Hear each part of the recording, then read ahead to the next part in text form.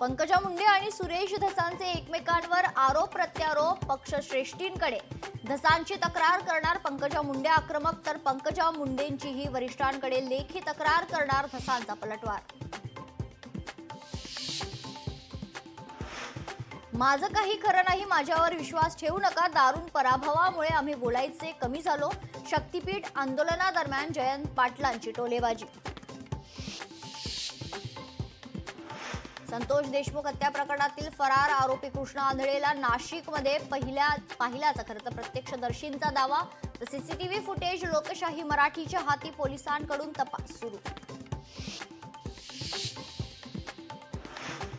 Swargate ST स्थानकात अत्याचार प्रकरणी आरोपी दत्तात्रय गाडेला दणका. दत्तात्रय गाडेला 26 मार्च पर्यंत न्यायालयीन कोठडी.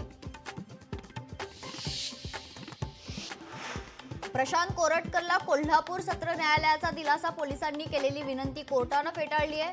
कोरटकरला 17 मार्च पर्यंत अटकेपासून दिलासा. शक्तीपीठ महामार्ग विरोधातील आंदोलन तुर्तास स्थगित. 12 जिल्ह्यातील शेतकरी मुंबईत आक्रमक. शक्तीपीठ महामार्गाला विरोध करत मुंबईतल्या आझाद मैदानावर केलं आंदोलन.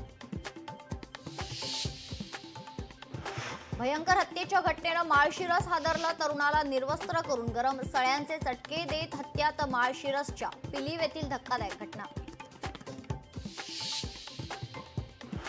केरळमध्ये 400 पेक्षा जास्त मुली लव्ह जिहादची शिकार. केरळमधील भाजपाचे नेते पीसी जॉर्ज यांचं वक्तव्य. तर मुलींचे वय 24 वर्ष होण्याआधीच लग्न लावून टाकण्याचा जॉर्ज यांचा अजब सल्ला.